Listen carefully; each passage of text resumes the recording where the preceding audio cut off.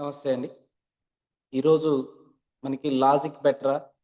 లేదా ఎమోషన్స్ బెటరా అన్న విషయాలతో క్లారిటీ వస్తది.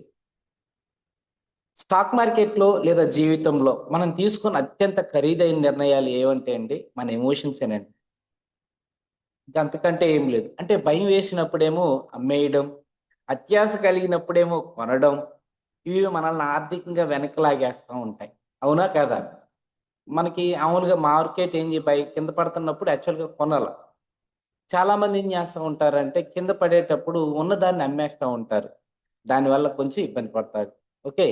ఈరోజు నేను మీకు ఒక చేదు నిజమైతే చెప్పబోతున్నాను. అంటే దాని మీనింగ్ ఏంటంటే, మీరు ఎమోషన్స్‌ని పక్కన పెట్టి, లాజిక్‌ని ఎప్పుడైతే నమ్ముతారో, అప్పుడే మీ సంపద పెరగడం మొదలవుతుందండి. అంటే మీకు ట్రేడింగ్ చేసినా, లేకపోతే వేరేది చేసినా, సో, మీరు మీ ఈజీగా తీసి అవతల పడేయండి. మీ ఎమోషన్స్‌ని పక్కన పెట్టాలండి.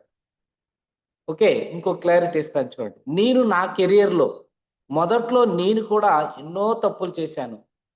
అంటే స్టాక్ మార్కెట్ నేర్చుకునేటప్పుడు, లేకపోతే చేసేటప్పుడు ఏదైనా స్టాక్ పెరగగానే ఇంకా పెరుగుతుందని కొనడం, కొంచెం తగ్గగానే అమ్మేయడం ఇలా చేసేవాడిని.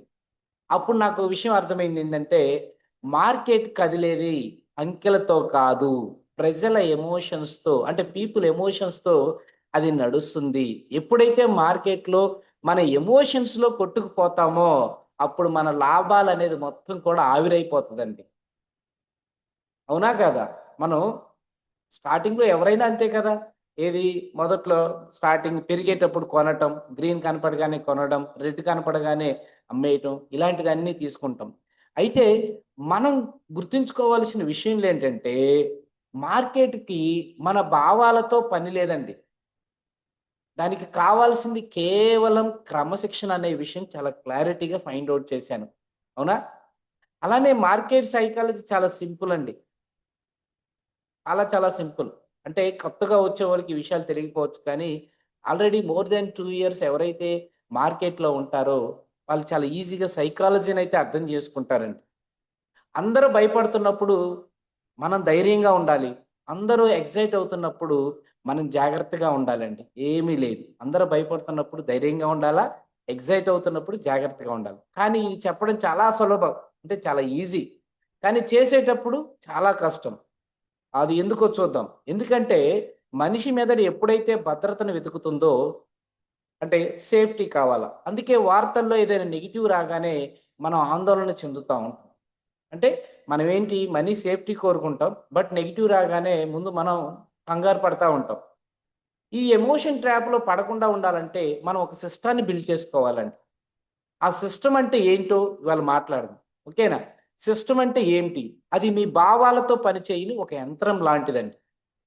అవునా? కాదా? సో, అంటే ఒక సిస్టాన్ని మనం ఎప్పుడైతే బిల్డ్ చేశామో, ఓకే. అప్పుడు ఈజీగా అదే నడిపిస్తుందండి.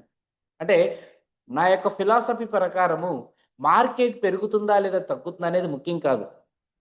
గుర్తుపెట్టుకోండి. మార్కెట్ పెరిగినా, తగ్గినా రెండిటిని ఎప్పుడైనా ప్రాబ్లమ్ లేదు. నా సిస్టమ్ ప్రకారం నేననేది ఏం చెప్పబోతున్నాననేది చాలా జాగ్రత్తగా ఇనండి. ఎప్పుడైతే మీరు నిర్ణయాలను లాజిక్ లేకుండా వదిలేస్తారో, అప్పుడు మీ మనస్సు కంగారుగా ఉంటది. అదే లాజిక్‌కి వదిలేశారనుకోండి, ఒక డేటా పెట్టి లాజిక్ వదిలేశారు. అప్పుడు మనసు ప్రశాంతంగా ఉంటదండి. ఆ ప్రశాంతంగా ఉన్నప్పుడే మనకు లాభాలనేది తెచ్చిపెడతా ఉంటది. అంతే ఇంకేమీ లేదు. మన మనసు ప్రశాంతంగా ఉంటే అదే లాభాలని తెచ్చిపెడుతుంది. అయితే దీనిని మనం జాగ్రత్తగా అబ్జర్వ్ చేయండి. దీనినే నేను ఏమంటానంటే ఫ్రీడమ్ ఫినిషర్ అంటారు. ఫ్రీడమ్ ఫినిషర్ అంటారు. మైండ్ సెట్ అనేది చాలా జాగ్రత్తగా ఉంటది. అంటే మీ ఫైనాన్షియల్ ప్రయాణాన్ని కేవలం మొదలుపెట్టడం కాదు. ఒక పక్కా ప్లాన్‌తో దాన్ని విజయవంతంగా ముగించండి. సో, ఎప్పుడైతే ఈ ఫ్రీడమ్ ఫినిషర్ అనేది మైండ్ సెట్ క్లారిటీగా ఉంటదో, అప్పుడు మీకు ఈజీగా అర్థమవుతుందండి. అంటే ఫ్రీడమ్ ఫినిషర్ అనేవాడు మార్కెట్ ఒడిదుడుకులకు అసలు చూసి ఆగడు. అసలు దాని ఆగడు. అవునా? అంటే వాడి పని వాడు చేసుకుంటాడు. అతను తన గోల్ వైపు లాజిక్‌తో ప్రయాణం చేస్తా ఉంటాడు. అలానే సంపాదన సృష్టించడం అనేది ఒక రేస్ కాదు. అది ఒక సిస్టమ్ అని పర్ఫెక్ట్‌గా ఫాలో అవ్వడం అనేది వాడికి క్లారిటీ ఉంటది. ఎప్పుడైతే ఈ ఫ్రీడమ్ ఫినిషర్ అనే వ్యక్తి ఈ ఎమోషన్స్ అన్నీ తీసి పక్కన పెట్టేస్తాడండి. స్టార్టింగ్‌లో ఇయన్నీ ఉంటది. తర్వాత మీకు ఈజీగా అవుతది. ఓకే. అయితే మనం ఫ్రీడమ్ ఫినిషర్ గురించి ఇంకా చాలా డీప్‌గా ఉంటదండి. అంటే ఒకేసారి దీని గురించి ఫైండ్ ఔట్ చేసేంత సబ్జెక్ట్ కాదు. చాలా.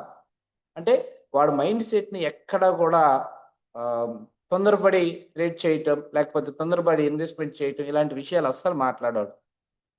అయితే ఆహ్, మనం ఈ ఫ్రీడమ్ ఫినిషర్ గురించి ఇంకా డీప్ అనాలిసిస్ అయితే చేద్దాం. రాబోయే వీడియోల్లో ఈ లాజిక్కు మీ ఆర్థిక స్వేచ్ఛను ఎలా నిర్మిస్తుందో నేను మీకు ప్రాక్టికల్‌గా చూపిస్తానండి. రాబోయే వీడియోలో మీ ఈ లాజిక్‌ను అంటే ఫ్రీడమ్ ఫినిషర్‌ని ఎలా నిర్మిస్తుందో అనేది మీకు ప్రాక్టికల్‌గా చూపిస్తాను. మీరు కూడా ఎమోషన్స్‌ని పక్కన పెట్టి లాజిక్‌తో సంపాదన ఎలా నిర్మించుకుంటే బాగుంటది అన్న విషయాలు తెలుసుకోవాలంటే ఈ ఛానల్‌ని కంపల్సరీ ఇప్పుడే సబ్స్క్రైబ్ చేసుకోండి.